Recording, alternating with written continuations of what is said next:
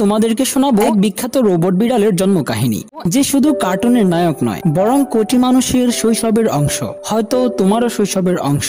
জানো কি, আজকের ডোরেমনকে আমরা পেয়েছি একটি দুর্ঘটনার ফল হিসেবে। চলো সেটা সম্পর্কে আমরা ভিডিওতে জেনে নিব। ডোরেমনের জন্ম হয় 22শো শতাব্দীতে জাপানের টোকিও শহরে। 3 সেপ্টেম্বর 2112 সালে মাতসুশিবা রোবট ফ্যাক্টরিতে তাকে তৈরি করা হয়। আসলেই ডোরেমন ছিল একটি রোবট বিড়াল মডেল, নাম ছিল MS-903। এই রোবটদের মূল কাজ ছিল মানুষদের গৃহস্থালী কাজ করা ও শিশুদের যত্ন নেওয়া। কিন্তু জন্মের পরপরই ঘটে এক অদ্ভুত ঘটনা। প্রোডাকশন লাইনে একটি যন্ত্রের গোলমালের কারণে ডোরেমনের চেহারা আর কিছু বৈশিষ্ট্য একটু অন্যরকম হয়ে যায়। সে একটু কম ফিট, কম পারফেক্ট হয়ে পড়ে। অন্য রোবটরা যেখানে একদম নিখুঁত, ডোরেমন হয়ে যায় একটু ধীরগতি আর ভুলোমনা। তারপর সে একদিন দুর্ঘটনায় তার কান হারায়। একটা রোবট ইঁদুর তার কান কেটে ফেলে। এটি সম্পর্কে আমাদের চ্যানেলে অলরেডি একটি ভিডিও আছে, ডিসক্রিপশনে লিংক দিয়ে দিব এবং উপরে আই বাটন থেকে দেখে নিতে পারো। কানের জন্য এত লজ্জা আর দুঃখে ডোরেমন খুব কাঁদে, আর সেই কান্নার ফলে তার রঙও বদলে যায়। আগে সে ছিল হলুদ, কিন্তু কান্নার কারণে রং ফিকি হয়ে নীল হয়ে যায়। এই ঘটনায় তাকে আজকের নীল ডোরেমন বানায়। ডোরেমনের মালিক হয় 22শো শতাব্দীর এক ছেলে শিওয়া শিনোবি। সে নিজের প্রপিতামহ